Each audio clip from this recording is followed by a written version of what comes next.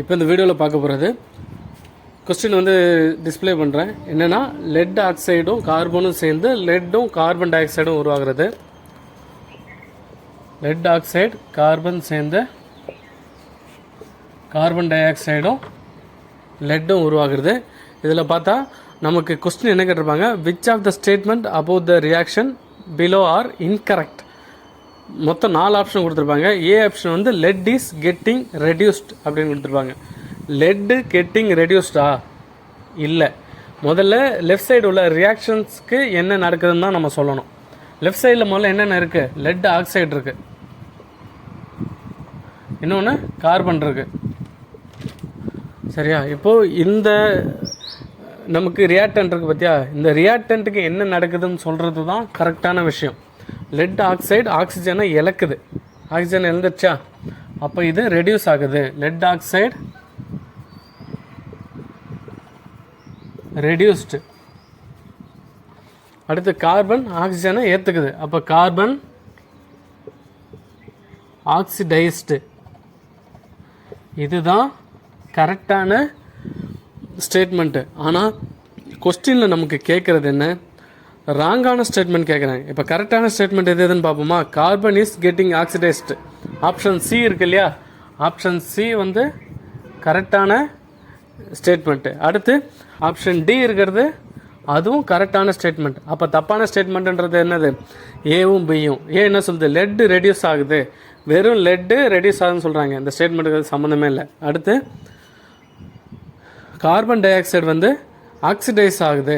Carbon di oxide oxidise ஆகுதுன்னா என்ன, carbon di oxide லெஃப்டில் இருந்துருக்கணும், அதுக்கப்புறம் ஆக்சிஜனை எடுத்துகிட்டு இருக்கணும், அதுக்கு பேர் தான் ஆக்சிடைஸ் ஆகுதுன்னு அர்த்தமே தவிர இதுக்கு ஆல்ரெடி இங்கே ஆக்சிஜன் கிடையாது.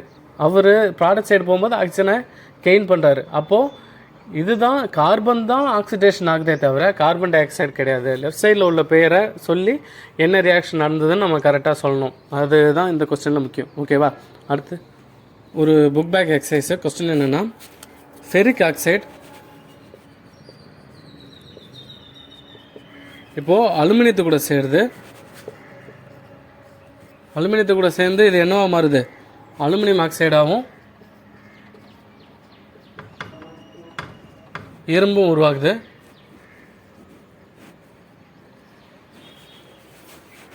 இப்போது இங்கே நடந்த ரியாக்ஷன் என்ன ரியாக்ஷன் கேட்குறாங்க. ஆப்ஷன் ஏ வந்து காம்பினேஷன் ரியாக்ஷன். காம்பினேஷன் ரியாக்ஷனா என்ன, in which reaction single product is formed by 2 or more reactant. அதுதான் காம்பினேஷன் ரியாக்ஷன். அது அப்போ ஏ கிடையாது. இது இங்கே 2 ப்ராடக்ட்ஸ் 2 ரியாக்டன் சேர்ந்து ஒரு ப்ராடக்ட் உருவாயிருக்கா, இல்லை. அடுத்து டபுள் டிஸ்பிளேஸ்மெண்ட் ரியாக்ஷன். டபுள் டிஸ்பிளேஸ்மெண்ட்னா என்னென்னா, இப்போது ஒரு காம்பவுண்டில் ஏபி அப்படின்னு சொல்லி 2 டேர்மாக இதை நம்ம பிரிக்கிறோன்னு வச்சுங்களேன். இதுவும் இப்போ சிடி அப்படின்னு 2ஆக பிரிக்கிறோம் அப்படின்னா ஏடி கூடயோ பிசி கூடயோ சேரலாம், இல்லைனா ஏசி கூடயோ இல்லைனா பிடி கூடயோ சேரலாம். ஆனால் இங்கே அந்த மாதிரி எதுவும் இல்லை. செகண்ட் உள்ள அலுமினியம்ன்றது சிங்கிள் எலிமெண்ட்டு. அப்போது 2ஆவதாக உள்ள இந்த ரியாக்டண்ட்டில் 2ஆக பிரிக்கிறதுக்கு எதுவுமே இல்லை. அப்போ இது டபுள் டிஸ்பிளேஸ்மெண்ட் ரியாக்ஷனும் கிடையாது, அதாவது ஆப்ஷன் பியும் கிடையாது. அடுத்து டீகம்போசிஷன் ரியாக்ஷன். டீகம்போசிஷன் ரியாக்ஷன்றது ஒரு ப்ராடக்ட், இப்போ ரியாக்டன்ட் இருக்கு இல்லையா, ரியாக்டன்ட் உடஞ்சி 2ஆவோ 3ஆவோ பிரியறது. இப்போ அந்த மாதிரி இங்கே இது உடையலை.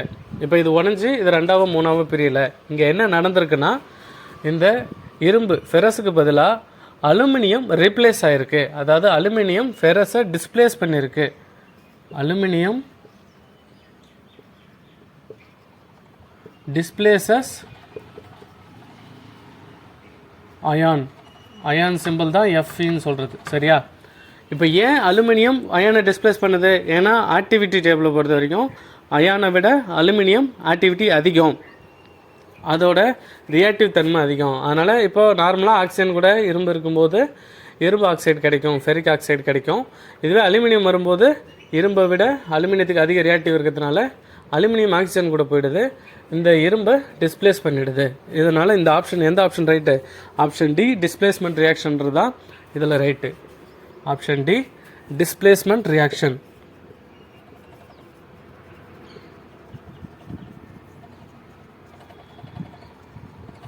ஓகேவா?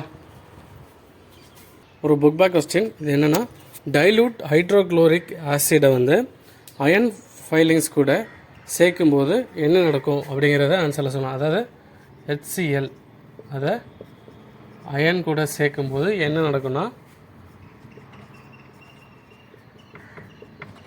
இது ஆசிட் பேஸ் சால்ட் அப்படிங்கிற டாபிக் இருந்தாலும் சரி, இல்லை மெட்டல்ஸ் நான் மெட்டல்ஸ் டாபிக் இருந்தாலும் சரி, அதுக்கு கீழே இந்த ஒரு விஷயம் வரும்.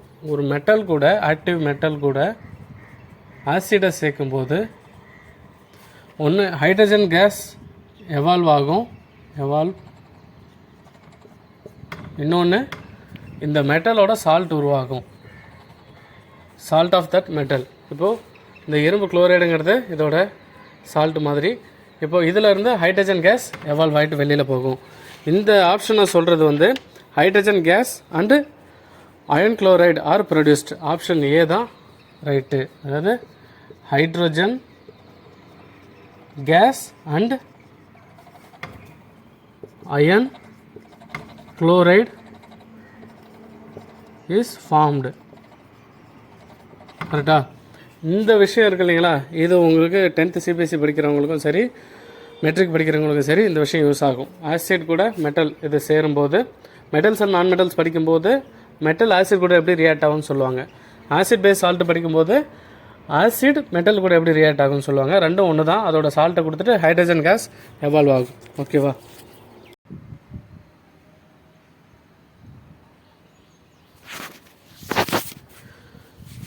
இப்போ பார்க்க போகிற கொஸ்டின் வந்து புக் பை கொஸ்டின்ஸ் தான். கொஸ்டின் வந்து ஸ்க்ரீனில் டிஸ்பிளே பண்ணுறோம் பார்த்துங்க. என்னென்னா வேர்டு ஈக்குவேஷன்ஸில் இருக்கும், அதாவது சென்டென்ஸாக கொடுத்துருப்பாங்க. அதை நம்ம கெமிக்கல் ஈக்குவேஷனாக எழுதணும். ஃபஸ்ட்டு வந்து hydrogen gas combine with nitrogen to form ammonia. அமோனியாவோட நம்மளுக்கு அந்த ஃபார்முலா தெரியணும், NH3. அப்போ ஹைட்ரஜனும் நைட்ரஜனும் எப்பயுமே H2ஆகவும் N2ஆக தான் இருக்கும், அவங்க தனித்தனியாக இருக்க வாய்ப்பு கம்மி.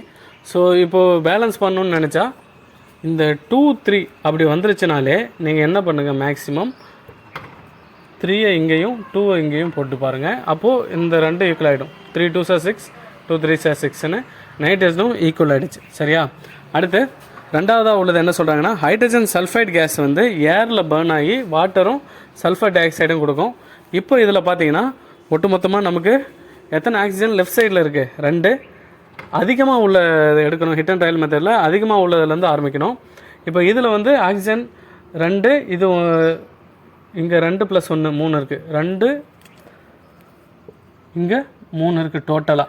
அப்போது நம்ம என்ன பண்ணோம், இந்த 2 3ன்னு வந்தாலே 2 இருக்கிற சைடு 3யாக மாற்றிடுங்க. அப்படி மாற்றினீங்கன்னா இப்போ எவ்வளோ வந்துருச்சு, இங்கே 6 வந்துருச்சு ஒட்டு மொத்தமாக. இங்கே எவ்வளோ இருக்குது, ஒட்டு மொத்தமாக 3 தான் இருக்குது. சரி, வேறு எங்கே மாற்றலாம்? அடுத்து இங்கே ஒரு 2 மாற்றி பார்ப்போம். இப்படி 2 மாற்றினா இங்கே ஹைட்ரஜன் 4 வந்துருச்சு, அதுக்கு இங்கே ஈக்குவல் பண்ணுறோம். அதுக்கு ஈக்குவலாக சல்ஃபரை 2 மாற்றிட்டோம். இப்போ பாருங்கள், 2 ஆக்சிஜன் 2 2 4 ஆக்சிஜன், இங்கே 2 மொத்தம் 6 ஆக்சிஜன் வந்துடும். அதுக்கப்புறம் சல்ஃபரை பொறுத்த வரைக்கும் 2 இருக்கும், ஹைட்ரஜனை பொறுத்த வரைக்கும் 4 இருக்கும். இது பேலன்ஸ்ட் ஈக்குவேஷனாக இருக்கும். சரி, அடுத்து போனீங்கன்னா barium chloride with aluminium sulphate. இப்போ barium chloride aluminium sulphate react பண்ணி அலுமினியம் குளோரைடையும் பேரியம் சல்ஃபேட்டுங்கிற ஒரு ப்ரெசிபிடேட்டையும் உருவாக்கும் அப்படின்னு அவங்க சொல்லிட்டாங்க. இப்போது இது ரெண்டும் ஒரு அக்வா சொல்யூஷனில் இருக்குது, அந்த மாதிரி இருக்குது. இது ஒரு ப்ரெசிபிடேஷனுக்கு, அப்போ அது சாலிடு, இது அக்வாவே தான் இருக்கும், அதாவது தண்ணியில் கலந்த மாதிரி ஒரு நிலமன்னு வச்சிங்களேன். இப்போ இதில் இந்த பேரியம் குளோரைடு இருக்குது இல்லையா, இந்த இது பார்க்குறதுக்கு டபுள் டிஸ்பிளேஸ்மெண்ட் இருக்குது இல்லையா, பேரியம் சல்ஃபேட் கூட சேர்ந்து பேரியம் சல்ஃபேட் வீழ்படிவாக மாறிடுது ப்ரெசிபிடேஷனாக, அலுமினியம் குளோரைடு கூட சேர்ந்து அலுமினியம் குளோரைடாக மாறிடுது. இந்த ஈக்குவேஷனை ஒரு முறை பார்த்துங்க. அடுத்து பொட்டாசியம் ஆக்சைடு வாட்டர் கூட சேர்ந்து பொட்டாசியம் ஹைட்ராக்சைடாக மாறுறது. மெட்டலோட ஆக்சைட்ஸ் வந்து வாட்டர் கூட ரியாக்ட் பண்ணாது, ஆனால் சோடியம் ஆக்சைடும் பொட்டாசியம் ஆக்சைடும் வாட்டர் கூட ரியாக்ட் பண்ணி அதோட அல்கலியே தரும். அதாவது சோடியம் ஹைட்ராக்சைடு இல்லைனா பொட்டாசியம் ஹைட்ராக்சைடை தரும். அதுதான் இந்த ஈக்குவேஷன். இதையே பார்த்துங்க.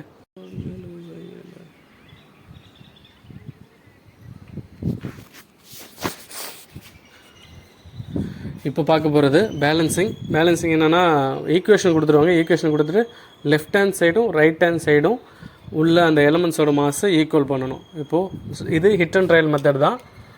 நைட்ரேட் இங்கே 2 நைட்ரேட் இருக்குது, அதனால் 2ன்னு போட்டுங்க. அடுத்து ஹைட்ரஜனை கம்பேர் பண்ணி பாருங்கள். 2 ஹைட்ரஜன் 2 ஹைட்ரஜன் மொத்தம் 4 ஹைட்ரஜன் வேணும். இங்கே 2 போட்டிங்கன்னா அந்த 4 கிடச்சிரும். இப்போ எல்லாமே ஈக்குவலாக இருக்கான்னு இன்னொரு முறை செக் பண்ணிங்க. மொத்தமாக 2 4 ஹைட்ரஜன் 2 ஆக்சிஜன் இருக்குது. நைட்ரேட் தொகுதியே 2 இருக்குது, கால்சியம் சிங்கிள் தான் இருக்குது. அப்போ இது பேலன்ஸ்டாக இருக்குது. இது ஒரு முறை நிறுத்தி நிதானமாக பார்த்துங்க. அடுத்து சோடியம் ஹைட்ராக்சைடும் சல்ஃபூரிக் ஆசிடும் சேர்ந்து சோடியம் சல்ஃபேட்டும் வாட்டரும் கிடைக்கிற இந்த ரியாக்ஷன். இதில் என்னென்னலாம் நம்ம மாற்ற வேண்டியிருக்குன்னு ஒரு முறை நல்லா பார்த்துங்க. இதில் வந்து முக்கியமாக எது ஃபஸ்ட்டு அதிகமாக இருக்கோ அதுலேருந்து ஆரம்பிக்கிறது பெட்டராக இருக்கும். இப்போ சல்ஃபேட் சேமாக இருக்குது, பிரச்சனை இல்லை. அடுத்து ஆக்சிஜனில் ஏதாவது அது ஒன்றும், இங்கே ஒரு ஆக்சிஜன் இருக்குது, ஒரு ஆக்சிஜன் இருக்குது. ஹைட்ரஜனை பொறுத்த வரைக்கும் இங்கே 3 ஹைட்ரஜன் இருக்குது, இங்கே 2 ஹைட்ரஜன் தான் இருக்குது. சோடியம் இங்கே 1 தான் இருக்குது, இங்கே 2 தான் இருக்குது. அப்போது சோடியம் ஃபஸ்ட்டு மாற்றி பார்ப்போம். 2 சோடியத்துக்கு 2 சோடியம் கிடச்சிருச்சு. 2 ஹைட்ரஜன், இங்கே 2, மொத்தம் 4 ஹைட்ரஜன் வேணும். அப்போ இங்கே 2ன்னு மாற்றுவோம். 4 ஹைட்ரஜன் ஈக்குவல் ஆகிடுச்சு. ஆக்சிஜனில் 2 இருக்கணும், 2 ஆக்சிஜன் வந்துருச்சு, அதுவும் பிரச்சனை இல்லை. SO4 சிங்கிள் தான் இருக்கணும், அதுவும் சிங்கிளாக தான் இருக்குது, அப்போ பிரச்சனை இல்லை. இப்போ நமக்கு எங்கெங்கே மாற்றணும், இங்கே சோடியத்துக்கு 2ன்னு கொடுத்தோம். அதே மாதிரி ஹைட்ரஜன் ஈக்குவல் பண்ணுறதுக்கு இங்கே ஹைட்ரஜனுக்கு இந்த வாட்டரோட மாலிகுலுக்கு முன்னாடி 2ங்கிறத காமனாக சேர்த்துட்டோம். அவ்வளோதான். இதே ஒரு நிமிஷம் நின்று பார்த்துங்க. அடுத்து NaCN சில்வர் நைட்ரேட், அதாவது சோடியம் குளோரைடு சில்வர் நைட்ரேட் சேர்ந்து சோடியம் நைட்ரேட்டாகவும் சில்வர் குளோரைடாகவும் மாறுறது. இதில் பார்த்தீங்கன்னா எத்தனை சோடியம் இருக்கோ அதுதான் ரைட் ஹேண்ட் சைடு இருக்குது. குளோரின் எவ்வளோ லெஃப்ட் சைடில் இருக்கோ அதான் ரைட் ஹேண்ட் சைடு. சில்வரும் அப்படி தான், நைட்ரேட்டும் அதே அளவு தான். அப்போ இது ஆல்ரெடி பேலன்ஸில் தான் இருக்குது. அதாவது இதெல்லாம் எழுத வேணாம், ஆல்ரெடி இது பேலன்ஸில் தான் எழுதிருக்கு. ஓகேவா? அடுத்து இதையும் ஒரு நிமிஷம் நின்று பார்த்துங்க. அடுத்து பேரியம் குளோரைடும் சல்ஃபூரிக் ஆசிட். பேரியம் குளோரைடில் சல்ஃபூரிக் ஆசிட் எடுத்துகிட்டு வந்து சேர்க்கும்போது பேரியம் சல்ஃபேட்டும் ஹைட்ரோக்ளோரிக் ஆசிடும் கிடைக்குது. இதுவுமே ஒரு டபுள் டிஸ்பிளேஸ்மெண்ட் மாதிரி தான். இப்போ பாருங்கள், ஹைட்ரஜனை இது ரீப்ளேஸ் பண்ணிட்டு இது சல்ஃபேட் கிடச்சிருது. இதில் முக்கியமாக இதெல்லாம் அக்யூ சொல்யூஷன் மாதிரி இருக்கும். இந்த பேரியம் சல்ஃபேட்டுங்கிற ஒரு நமக்கு ஒரு வீல் படிவன் கூட வச்சுங்களேன், அந்த மாதிரி ஒரு வீல் படிவன் நமக்கு அங்கே உருவாது. இது ப்ரெசிப்டேட் மாதிரி உருவான்னு வச்சுக்கலாம். இது ஏதாவது பேலன்ஸ் பண்ணணுமா? பேரியம் சேமாக இருக்குது, சல்ஃபேட் சேமாக இருக்குது, 2 ஹைட்ரஜன் 2 குளோரின் இருக்குது. அப்போ காமனாக 2ங்கிறத சேர்த்துட்டா இந்த ஈக்குவேஷனும் பேலன்ஸ்டு. ஓகேவா? இது ஒரு நிமிஷம் நின்று இது புரியலன்னா திரும்ப இன்னொரு முறை போய் பார்த்துருங்க. இப்போ பார்க்க போகிறது வந்து ஒரு வேர்டு ஈக்குவேஷனில் கொடுத்துருப்பாங்க. அந்த வேர்டு ஈக்குவேஷனில் உள்ளதை நம்ம கெமிக்கல் ஈக்குவேஷன்ஸில் நம்ம எழுதணும். பேலன்ஸ்டு கெமிக்கல் ஈக்குவேஷன் எழுதணும். என்னென்னா ஃபஸ்ட்டு ஒன்று அவங்க கொடுக்கறது ஏ என்னென்னா கால்சியம் ஹைட்ராக்சைடு. கால்சியம் ஹைட்ராக்சைடை கார்பன் டை ஆக்சைடு கூட சேரும்போது கால்சியம் கார்பனேட்டாகவும் வாட்டராகவும் மாறும். இதுதான் அந்த சுண்ணாம்பு அடிச்சுட்டு போயிட்ட பிறகு அந்த கார்பன் டை ஆக்சைடு, காற்றுல உள்ள கார்பன் டை ஆக்சைடு சேர்ந்து கால்சியம் கார்பனேட்டாக ஒரு ஷைனியான ஒரு ஸ்பேஸாக மாறும்ல, அதுதான் கால்சியம் ஹைட்ராக்சைடுனால OH. ஏன் இங்கே 2னா கால்சியத்துக்கு 2 எலக்ட்ரான் இழக்க தயாராக இருப்பார். சரியா? அதனால் இந்த OH தொகுதிக்கு 1 எலக்ட்ரான் தேவைப்படும். அப்போ 2 OH தொகுதியை 2 எலக்ட்ரான் எடுத்துக்கும். ப்ளஸ்ஸு CO2 இது சேரும்போது கால்சியம் கார்பனேட். இதுவுமே கூட 3 ஆக்சிஜன், ஒரு ஆக்சிஜனுக்கு 2, 3 ஆக்சிஜனுக்கு 6 தேவைப்படும். கார்பன் 4 கொடுத்துரும், இன்னும் 2 ஒரு கால்சியம் கொடுக்கும். அதனால் இந்த ஃபார்முலா. அடுத்து என்ன வரும்? வாட்டர் கிடைக்கும், H2O கிடைக்கும். இங்கே 2 ஆக்சிஜன் இருக்குது, இங்கே 2 ஆக்சிஜன் இருக்குது. ஒரு ஆக்சிஜன் இங்கே போயிடுச்சு, இன்னொரு ஆக்சிஜன் இங்கே இருக்குது, 2 ஹைட்ரஜன் இங்கே இருக்குது. இது பேலன்ஸ்டு கெமிக்கல் ஈக்குவேஷன் தான். அடுத்து என்னென்னா ஆப்ஷன் பி என்ன சொல்கிறாங்க? ஜிங்க்கு சில்வர் நைட்ரேட் கூட சேர்ந்து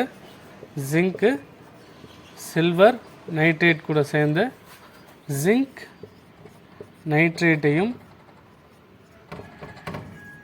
சில்வரையும் தரும். பேலன்ஸ் ஈக்குவேஷன் பார்த்துங்க. இது எழுதும் போதே எழுதிட்டேன். என்னென்னா சில்வர் நைட்ரேட்னா இந்த ஃபார்ம் எழுதுவீங்க, இது இங்கே ஜிங்க் நைட்ரேட்டுக்கு இது வந்துடும், சில்வருக்கு இப்படி போடுவீங்க. ஏன் 2 போட்டோம்னா ஜிங்க் வந்து 2 எலக்ட்ரான்ஸு 2+, அதுதான் தரும்னு வைங்களேன். NO3க்கு ஒரு NO3க்கு 1 தான் தேவைப்படும். அப்போ 2க்கு சேர்ந்து இந்த பேலன்ஸாக ஈக்குவலாக 2 கொடுக்கும். அதனால் இங்கே ட்வைஸ் போடுவோம். இங்கே 2 வரணும்னா இங்கே டோட்டலாக மாசில் 2ஆக மாற்றும் போது சில்வரும் 2 சில்வர்னு மாறிடும். ஓகேவா? அடுத்து 3வது என்ன சொல்கிறாங்க? அலுமினியம் வந்து காப்பர் குளோரைடு கூட சேர்ந்து அலுமினியம் குளோரைடையும் காப்பரையும் தருதுன்னு சொல்கிறாங்க. அதாவது அலுமினியம் காப்பர் குளோரைடு. காப்பர் என்ன பண்ணும்? எப்பயுமே நமக்கு காப்பர் 2 தரும்னு வைங்களேன். காப்பர் குளோரைடு கூட சேர்ந்து அலுமினியம் குளோரைடு ப்ளஸ் காப்பரை தரும். அதாவது அலுமினியத்துக்கு எப்பயுமே 3+, அதனால் குளோரினுக்கு 1 தான் தேவைப்படும். 3 குளோரினுக்கு ஒரு அலுமினியம் ஈக்குவலாக இருக்கும். இப்போ இங்கே 3 இங்கே 2 ஈக்குவல் பண்ணுறதுக்கு இங்கே 3 போட்டுங்க. இது ஈக்குவல் ஆகிடுச்சு. அடுத்து நமக்கு காப்பரை ஈக்குவல் பண்ணிக்கோங்க. அவ்வளோதான். இப்போ அலுமினியம் நமக்கு ஈக்குவல் ஆகணும்னா இந்த 2வை இங்கே போட்டுங்க. 2 அலுமினியம் ஈக்குவல் ஆகிடுச்சு. குளோரின் ஈக்குவல் ஆகிடுச்சு. 2 × 3 6, 3 × 2 6, 3 காப்பர் ஈக்குவலாக வந்துருச்சு. அடுத்து பேரியம் குளோரைடு என்ன சொல்கிறாங்க? பேரியம் குளோரைடு பொட்டாசியம் சல்ஃபேட் கூட சேர்ந்து barium chloride potassium sulphate. Barium chloride வந்து நமக்கு பேரியம் எப்பயுமே 2+, குளோரினுக்கு 1 தேவைப்படும். 2 குளோரினுக்கு ஒரு பேரியம் ஈக்குவலாக இருக்கும். அது கொடுக்குற அந்த எலக்ட்ரான்ஸு. பொட்டாசியம் எப்பயுமே 1 தான் கொடுக்கும். அல்கலி மெட்டல்ஸ் எல்லாமே 1 தான் கொடுக்கும். அல்கலைன் மெட்டல்ஸ் எல்லாமே நமக்கு 2 கொடுக்கும். இது அல்கலைன் வரும், இது அல்கலி வரும். சரி, SO4ல் சல்ஃபருக்கு அது இடத்துக்கு தகுந்த மாதிரி இருக்கும். இங்கே 6, இவருக்கு 8 தேவைப்படும். 6ல் இந்த 8ல் 6 சல்ஃபர் கொடுத்துருவார். இன்னும் 2 இந்த பொட்டாசியத்துக்கிட்டே எடுத்துக்கும். அதனால தான் இது இந்த ஃபார்மில் இருக்குது. இப்போது இந்த SO4க்கு 2 எலக்ட்ரான் தேவையா? இப்போ இவரும் பேரியமும் சேரும்போது பேரியம் சிங்கிளே 2 எலக்ட்ரானை கொடுத்துருவார். ஓகேவா? அடுத்து 2 பொட்டாசியம் ஃபஸ்ட்டு KCl உருவாகும்.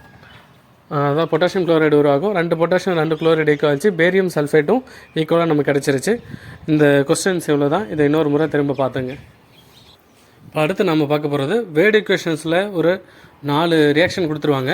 அதுக்கு பேலன்ஸ்டு ஈக்குவேஷன் நம்ம எழுதணும். அட் த சேம் டைம் இது என்ன டைப் ஆஃப் ரியாக்ஷனும் சொல்லணும். நாம் வந்து ஒரு 5 டைப் ஆஃப் ரியாக்ஷன் பார்த்துருப்போம் 10th. என்னென்னா combination, decomposition, displacement, double displacement, oxidation and reduction. Oxidation reduction வந்து ஒரே ரியாக்ஷனாக பார்ப்போம். அது 5வது. இப்போ அந்த ஆக்சிடேஷன் ரிடக்ஷனை மட்டும் தவிர்த்துட்டு மீதி 4 ஞாபகம் வச்சுங்க. அந்த 4 ரியாக்ஷன் தான் இந்த 4 ஈக்குவேஷனாக கொடுத்துருப்பாங்க. இப்போ ஃபஸ்ட்டு அவங்க சொன்னது பொட்டாசியம் புரோமைடை பேரியம் அயோடைடு கூட சேர்க்கும்போது நமக்கு பொட்டாசியம் அயோடைடும் பேரியம் புரோமைடும் கிடைக்கும்.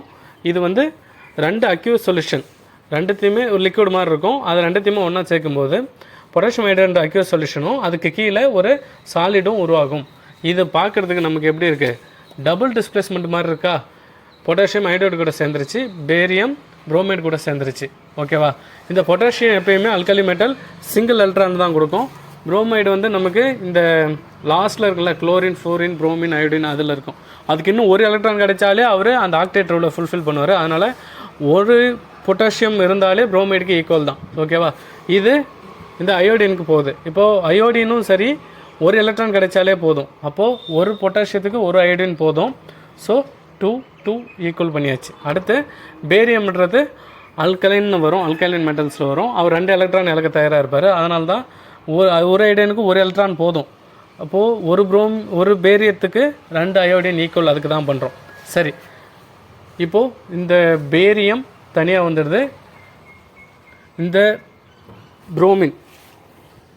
புரோமைடு இருக்கு இல்லையா? இந்த புரோமைடு வந்து நமக்கு ஒரு எலக்ட்ரான் இருந்தாலே போதும். ஆனால் பேரியம் வந்து 2 எலக்ட்ரான் கொடுக்க தயாராக இருப்பார். அதனால் புரோமைடு வந்து 2 எலக்ட்ரானை வேணுன்றதுக்காக ஒரு பேரியம் கூட ஈக்குவலாக சேர்ந்துருப்பார். ஓகேவா? இதுதான் கடைசியாக கிடைக்கிற சாலிட் அந்த ப்ரெசிப்டேட். ஓகேவா? இது கொஞ்சம் குழப்புற மாதிரி இருக்கும். நான் டீட்டெயிலிங்காக 11th 12th படிக்கிற அந்த விஷயத்தையும் சேர்த்து சொல்கிறதுனால உங்களுக்கு இப்படி இருக்கும். நீட் JW படிக்கிறவங்க இந்த விஷயத்தை புரிஞ்சுக்கிட்டு படிங்க. 10th டேரெக்டாக படிக்கிறவங்க இது என்னவோ அதை மட்டும் பார்த்துக்கிட்டு போயிட்டே இருக்கலாம். அடுத்து ஜிங்க் கார்பனேட் வந்து இது என்ன ரியாக்ஷன் சொல்லணும்ல? Double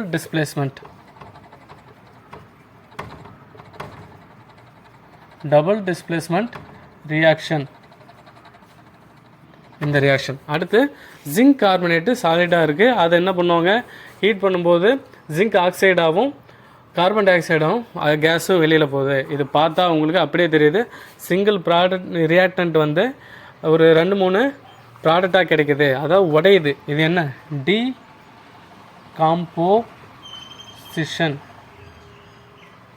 reaction. ஓகேவா? இது டீகம்போசிஷன் ரியாக்ஷனாக. அடுத்து பாருங்கள், ஒரு 2 or more reactants combine to form single product is called combination reaction.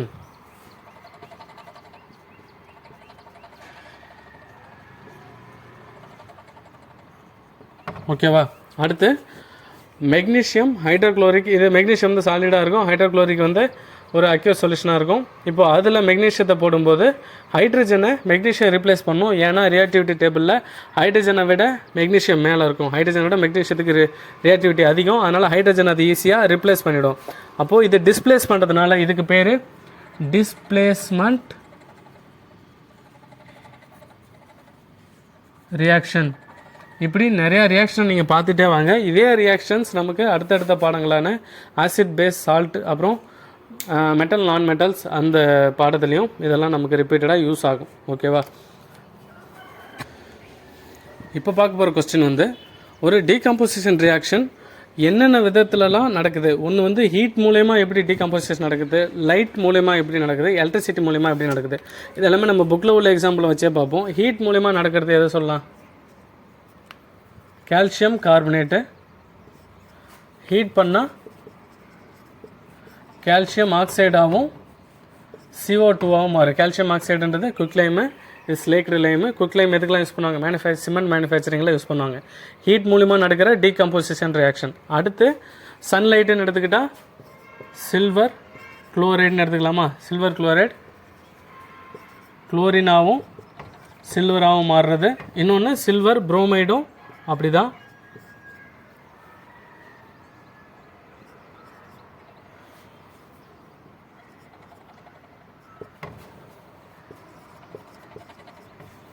இப்போது இந்த இடத்துல இது ரெண்டுமே நம்ம கலர் மாறிட்டு நம்ம சில்வரோட கலர் வெளியே வரும். இவங்க ரெண்டு பேரும் கேஸாக வெளியில் போயிடுவாங்க. அடுத்து இது வந்து எதை வச்சு? Light, sunlight. இன்னொரு ஏன்னா இது எண்டோதெர்மிக்னா என்ன? எனர்ஜியை வாங்கிட்டு தான் இவங்க பிரிவாங்க, அது டீகம்போசிஷனில். இது ஒன்று, இது ரெண்டு. அடுத்து மூணாவது எலக்ட்ரிசிட்டியை பொறுத்த வரைக்கும் எலக்ட்ரோலிசிஸ் ஆஃப் வாட்டர் அப்படின்னு சொல்லலாமா? ஒரு மக் எடுத்துக்கிட்டு மக்கில் வந்து 2 டெஸ்ட் டியூப்பை கீழே தலைகளாக வச்சு டெஸ்ட் டியூப்புக்குள்ளே ஒரு எலக்ட்ரோடு வச்சு ஒவ்வொரு எலக்ட்ரோடு வச்சு அதை ஒரு 6 வோல்ட் ஒரு பேட்ரி கூட கனெக்ட் பண்ணி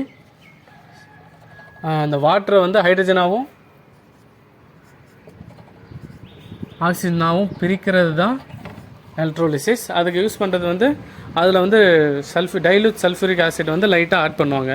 எதுக்கு? எலக்ட்ரோலிசிஸ் நடக்குன்னா அந்த வாட்டர் இருக்குல்ல, அந்த வாட்டரில் வந்து கரண்ட் பாஸ் ஆகணும். அந்த கரண்ட் பாஸ் ஆகணும்னா நம்ம அந்த டைலூட் சல்ஃபூரிக் ஆசிட் யூஸ் பண்ணுவாங்க. ஸோ இது வந்து எது பேஸ் பண்ணி நடக்குது? எலக்ட்ரிசிட்டி மூலிமா நடக்குது. இது வந்து நம்ம புக்கில் இருக்க அந்த எக்ஸாம்பிள் வச்சே சொல்லியிருக்கேன். எக்ஸாம்பிள் இன்னும் நிறையா வேணால் எக்ஸ்ட்ரா நோட்ஸ் போகணுன்னு அவசியம் இல்லை. மெட்ரிக் புக் எதுவும் பார்த்தீங்கன்னா சிபிஎஸ்சி பசங்களுக்கு யூஸ் ஆகும். மெட்ரிக் படிக்கிறவங்களுக்கு அதிலே போதுமான கண்டென்ட் இருக்கும். தேவைப்பட்டால் அவங்க சிபிஎஸ்சி புக்கையும் எடுத்து வச்சு பார்க்கலாம். ஓகேவா?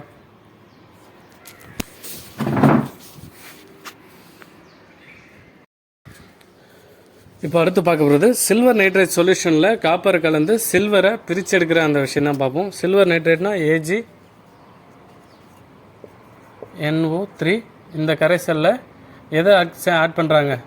காப்பர் ஆட் பண்ணி சில்வரை இதிலேருந்து நம்ம தனியாக பிரிக்க போகிறாங்க.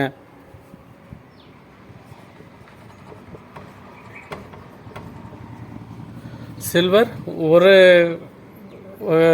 NO3 அதாவது நைட்ரேட்டு காம்பவுண்ட் இருந்தால் போதும். ஆனால் காப்பருக்கு 2 வேணும். ஏன்னா காப்பர் 2 எலக்ட்ரானை தருவார். அப்போது அங்கே 2னா இங்கே 2 ஈக்குவல் பண்ணும். ஸோ இங்கே 2. இப்படி தான் இந்த சில்வர் வந்து அந்த காப்பரை யூஸ் பண்ணி சில்வர் நைட்ரேட் சொல்யூஷன் வந்து பிரித்து எடுக்கிறது. இதோட கண்டினியூட்டாக இன்னொரு கொஸ்டின் பார்த்தீங்கன்னா, அதாவது ஒரு ஷைனி ப்ரௌன் கலர் எலமெண்ட் எக்ஸுங்கிற எலமெண்ட்டை அது ஷைனாக இருக்கும், ப்ரௌன் கலராக இருக்கும் அப்படின்னு சொல்லிடுறாங்க. ஹீட்டிங் இன் ஏர்னா ஆக்சிஜன் இருக்கும், கார்பன் டை ஆக்சைடு இருக்கும். இங்கே ஆக்சிஜன் எடுத்துக்கும். ஆக்சிஜனில் வந்து ஹீட் பண்ணும்போது அது என்ன கலராக மாறுது? பிளாக் கலரில் அது மாறுது. பிளாக் கலரில் மாறுதுன்னா இது இன்னொரு ப்ராடக்ட் கிடைக்குதுன்னு வைங்களேன். அந்த இன்னொரு ப்ராடக்ட் வந்து இந்த எக்ஸோட ஒரு ஆக்சைடாக இருக்கும். இப்போது இந்த எக்ஸுங்கிற எலிமெண்ட் என்ன? இந்த கிடைச்ச அந்த ப்ராடக்ட் என்னன்னு கேட்டால் காப்பர். இது நமக்கு எக்ஸாம்பிளில் ஆக்சிடேஷன் ரிடக்ஷன் எக்ஸாம்பிளில் இருக்கும். காப்பர் ஒரு சைனா டிஷ்ஷில் அதில் வச்சு ஆக்சிஜன் இருக்கிற இடத்துல ஏர் இருக்கிற இடத்துல எரிக்கும் போது காப்பர் ஆக்சைடுன்னு ஒன்று கிடைக்கும். இதை ஈக்குவல் பண்ணுறதுக்கு நம்ம பேலன்ஸ் பண்ணிட்டு போயிடலாம். இவ்வளோ தான் இது. இந்த மாதிரி தான் கேட்பாங்க. எக்ஸுங்கிறது ஒரு ஏரில் எரிக்கிறாங்க, இந்த கலரில் மாறுது.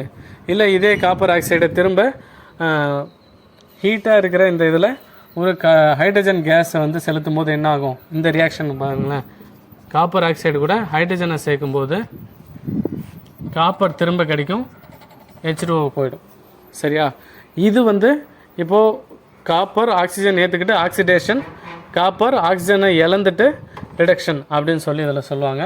சரி, இப்போது இந்த கொஸ்டினில் கேட்டது இந்த ஃபஸ்ட் ஈக்குவேஷன் மட்டும்தான். எக்ஸுங்கிற எலமெண்ட் காப்பர், கிடைச்ச அந்த black colour component copper oxide, அவ்வளோதான். இந்த புக் பேக் கொஸ்டின் இதோட முடிஞ்சது. ஒரு சில புக் பேக் வந்து நமக்கு தியரி தான், அது புக்குக்குள்ளேயே இருக்கும், அதை அப்படியே பார்த்துங்க.